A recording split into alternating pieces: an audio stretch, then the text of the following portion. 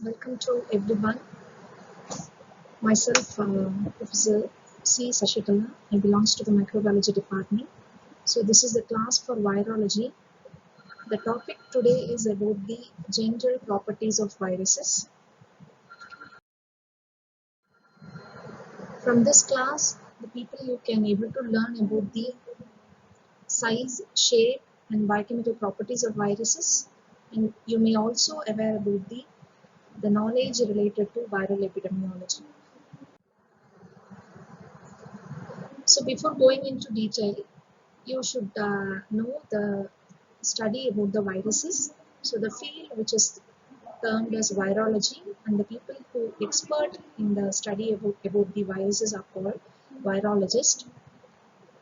If you want to know the organisms clearly, the simple definition it states the viruses are acellular organisms which contains only nucleic acids, and they are all obligate organisms which can replicate inside the host cells by using host metabolic machinery as well as the ribosomes for making its own components, and that to be assembled into a complete viruses which are known as virions.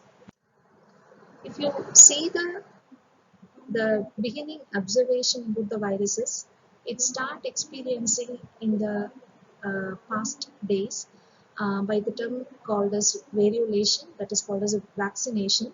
So when the people develop the vaccine or the preventive care for smallpox infection, in that period itself the viruses are getting involved with humans.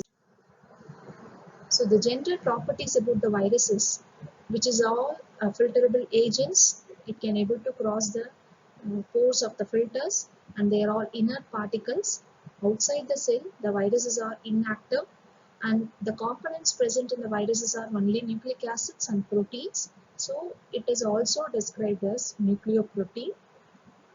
And the cultural characteristics, if you take, the viruses are obligate intracellular parasites, that is, it always depends the host machinery for its life cycle.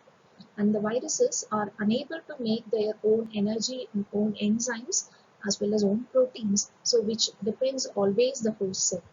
And the genome of viruses, if you see, which contains either DNA or RNA, but not the both. And viruses, usually, they are not having any kinds of enzymes which are necessary for the protein and nucleic acid synthesis. It always taking those enzymes from the host cell. It can be either a bacterial cell or animal or a plant cell, but not using its own enzymes. The viruses, it is not having any genetic capability for multiplying by the cell division. And the viruses which occupy the intermittent zone, that is called as Twiller zone, which will separate the living from non-living organisms.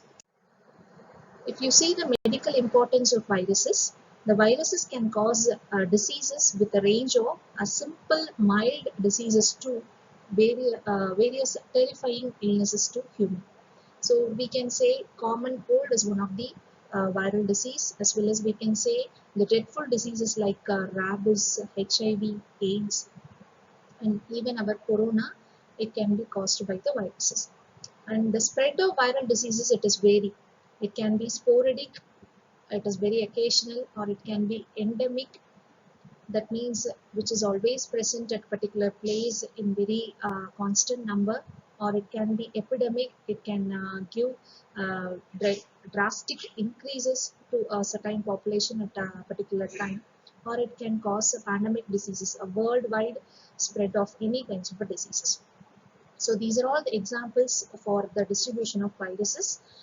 Sporadic diseases means mumps, endemic diseases especially hepatitis, and epidemic, the example is dengue infection, and pandemic infection means all the flu viral infections are categorized under the epidemic distribution of the viral diseases.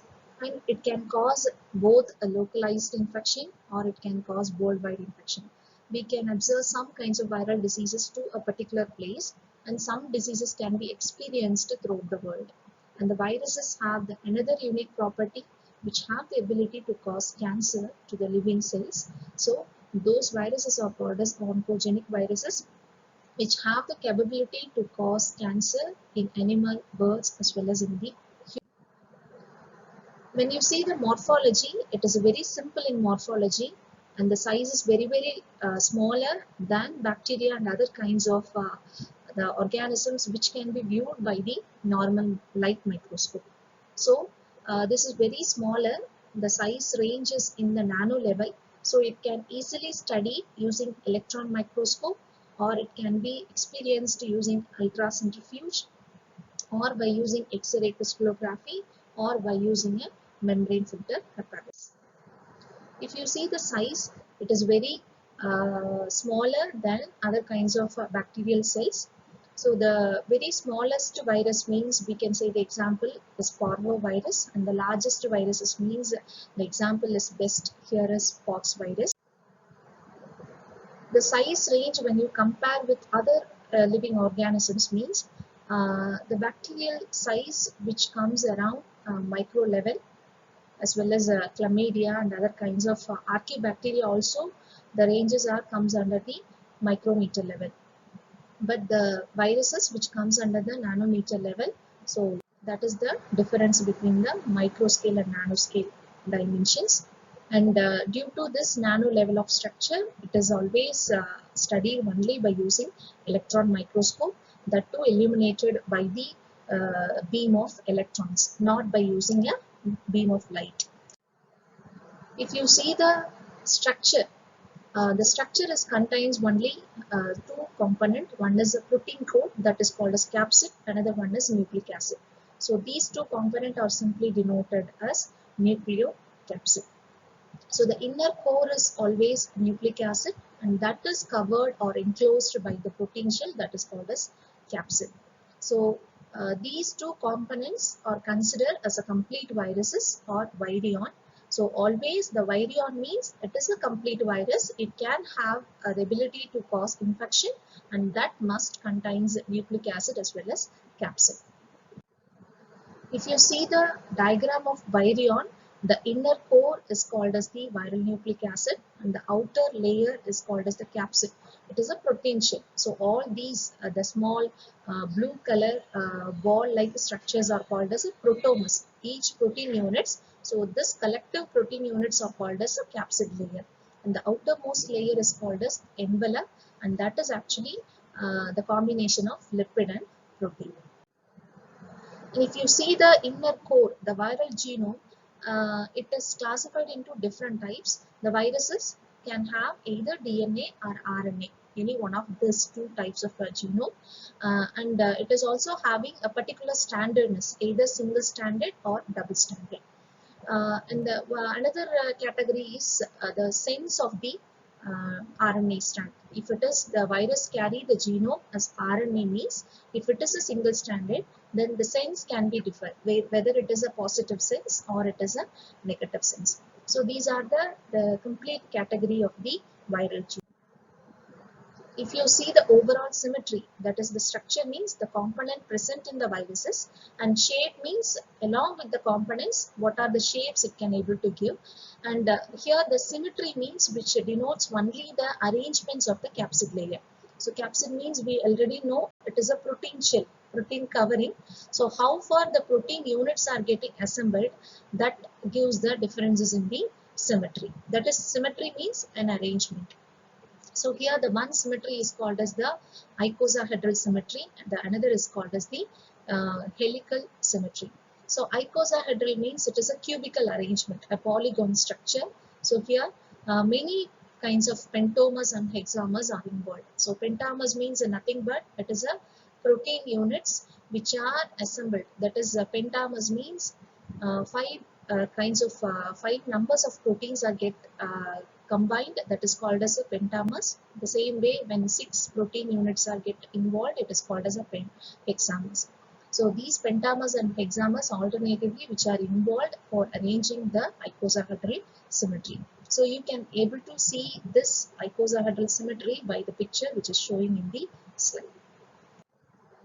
And helical symmetry means it is a spiral-like arrangements. So the DNA or RNA, the type of genome which is present in the virus, which are arranged a thread in the center of the core, and then on this spiral arrangement the proteins are getting assembled. So this is called as the helical symmetry. So you people are very much aware of this structure by studying the tobacco mosaic virus, TMV virus. So in that virus you can see this helical symmetry.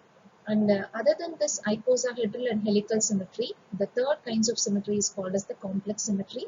So this you can easily observe in T4 bacteriophages and other kinds of animal viruses. We can say the example is pox virus. So usually in T4 bacteriophages, the structure is called as the head and tail structure. So the capsid is arranged in the form of icosahedral symmetry, and the tail is in the form of a helical symmetry. So this is called as the complex symmetry. And the outermost layer of the viral structure is the envelope. So mostly all the viruses definitely they have the nucleocapsid component, but some viruses may have either envelope or it is may not having the envelope. So if enveloped viruses means they should have the outer covering than the capsid layer.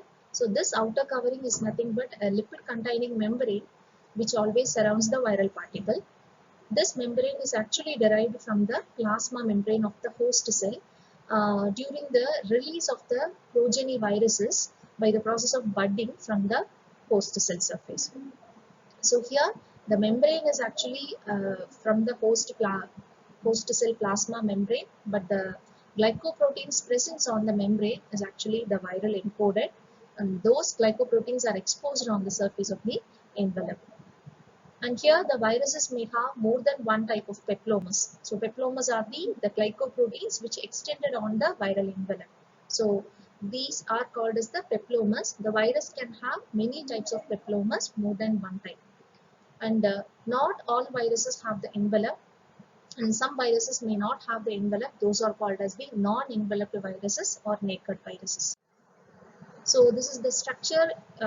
It will explain you about the enveloped virus as well as the non-enveloped virus. So here the first picture which shows about the naked virus. It is a non-enveloped, only the inner core genome, and that is covered by the outer capsid layer were present.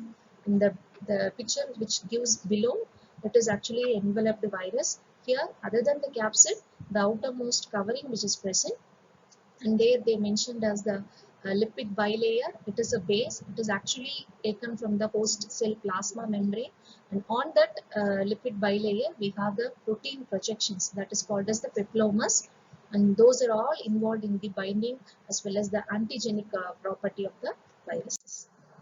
And this is the overall shape. So all these structures and all these symmetry are involved, and finally we get some overall shape for the viruses. So it is having a different shape among the viruses.